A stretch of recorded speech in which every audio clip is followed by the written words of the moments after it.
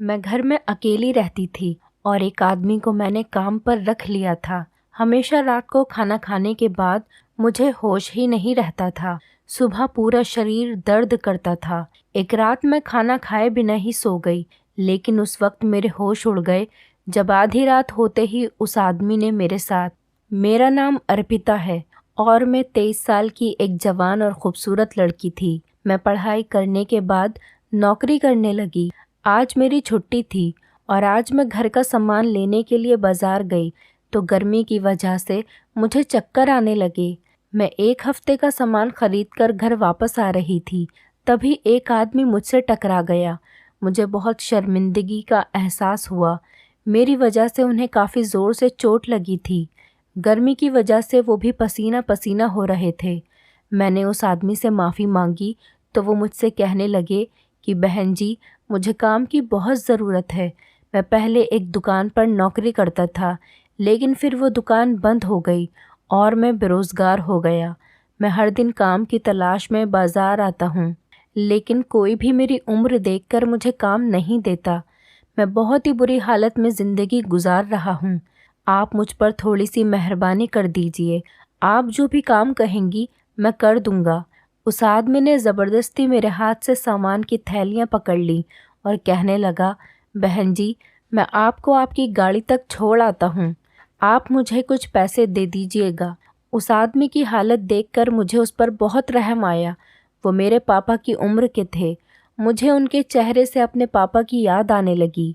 वो आदमी बहुत अच्छे से बात कर रहा था और किसी अच्छे घर का लग रहा था। हालात ने उसे ऐसे स्टेज पर पहुंचा दिया था कि वो मुझसे नौकरी मांगने पर मजबूर हो जाए। मैंने कहा, जी ठीक है, मैं आपको अपने घर के कामकाज के लिए रख लेती हूँ।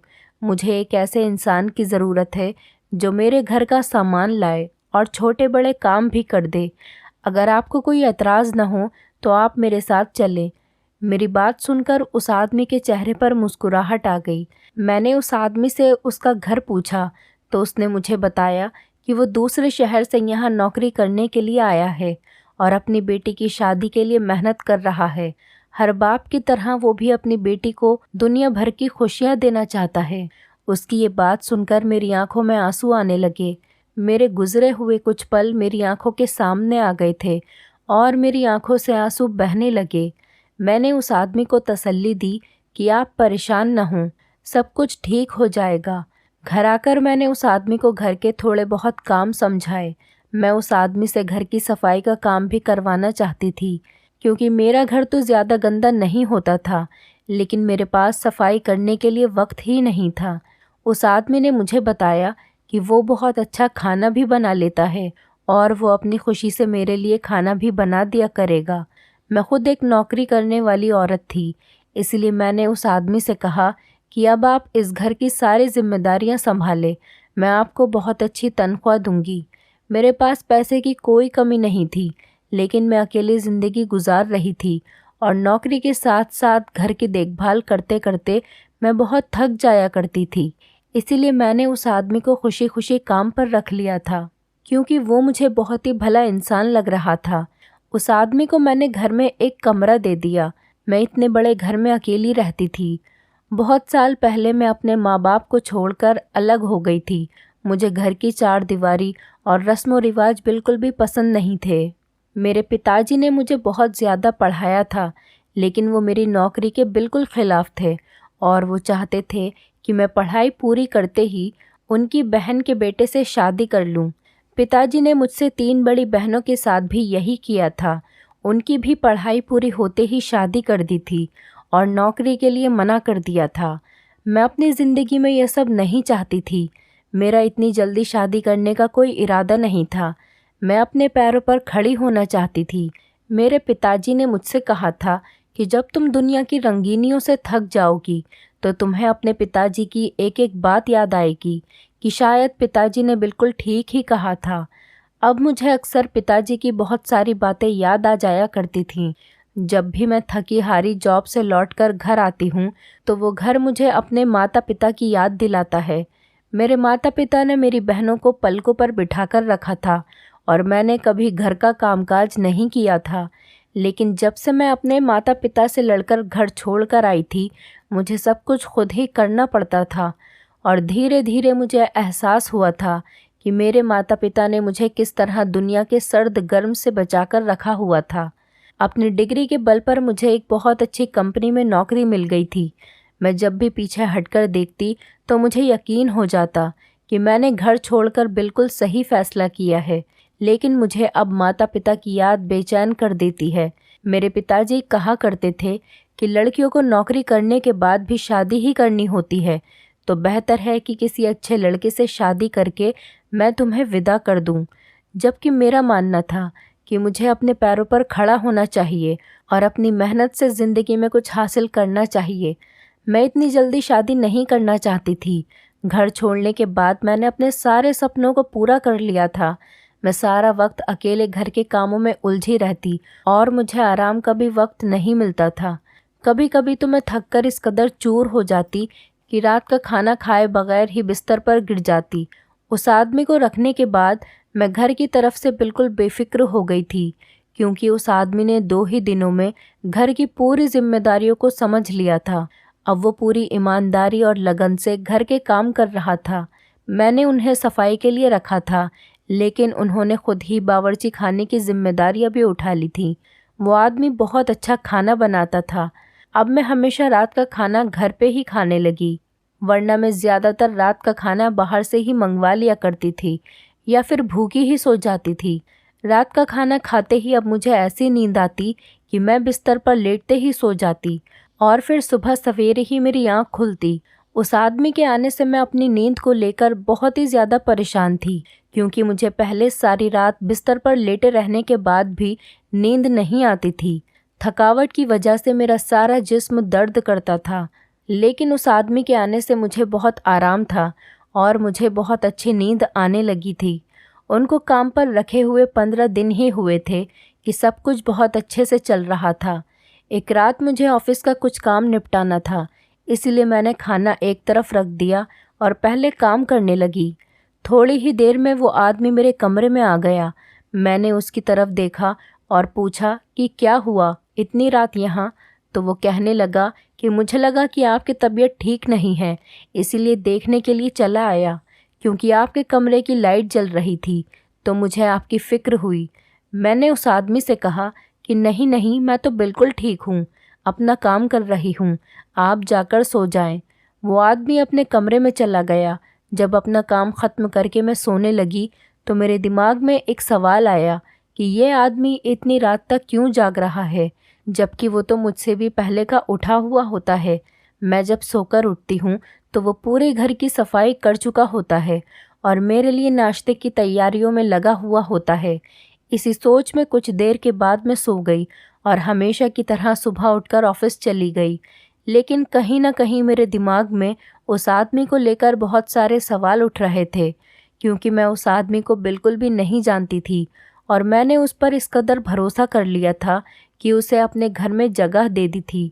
मुझे ऑफिस में पहले ही बहुत सारी परेशानियों का सामना करना पड़ रहा था और अब ऐसे में इस आदमी को लेकर भी मैं बहुत परेशान हो गई थी। वैसे तो यह आदमी बहुत अच्छे से बात करता था और दिल लगाकर घर का कामकाज करता था। मुझे उसने कोई परेशानी नहीं होने दी, लेकिन कल रात की बात ने मुझे कुछ उलझन में डाल दिया था। शाम को जब मैं घर वापस लौटी तो उस आदमी ने फ़ौरन चाय बनाई और मेरे कमरे में ले आया। मैंने उससे पूछा कि उसके घरवाले कैसे हैं और उसकी बेटी की शादी कब है। उस पर वो मुझे बताने लगा कि उसके घरवाले गांव में रहते हैं और उसे शहर आए कई साल गुजर चुके हैं। वो यहीं नौकरी करता है और 1 साल में एक बार अपने घर का चक्कर लगाता है। उनकी बेटी की शादी में 6 महीने बाकी हैं और उसको अपनी बेटी की शादी की तैयारियां करनी हैं, इसलिए उन्हें पैसों की ज़रूरत है। मैंने उस आदमी से कहा कि आप फिक्र न करें, मुझसे जितना हो सकेगा आपकी बेटी की शादी के लिए आपकी मदद ज़रूर करूँगी। वो ये सुनकर बहुत खुश हो गया और वहाँ से चला गया। मैं सोचने लगी कि न जाने मैं इस आदमी पर विश्वास करके ठीक भी कर रही हूँ या नहीं। मैंने सोचा कि मुझे एक बार इस आदमी को आजमा लेना चाहिए। मैंने रात को खाना नहीं खाया, बल्कि बीमारी का बहाना करके जल्दी सोने के लिए लेट गई। मैं आंखें बंद करके काफ़ी देर लेटी हुई थी, लेकिन कुछ भी नहीं हुआ। मैं सोच ही रही थी कि मैंने फालतू में ही एक अच्छे इंसान पर शक किया और ना जाने क्या क्या सोच लिया। इतने में कमरे का दरवाज़ा खुला और वो आदमी कमरे में चला आया। मैं कमरे का दरवाज़ा लॉक करके ही सोने के लिए लेटी थी। उस आदमी ने घर की एक्स्ट्रा चाबी से कमरे का दरवाज़ा खोला था। मेरी सांस रुक गई थी। इतनी रात को ना जाने मेरे कमरे में क्या करने आया था। मुझे सोता हुआ देखकर वो वापस कमरे से बाहर निकल गया और मेरी सांस में सांस आ गई।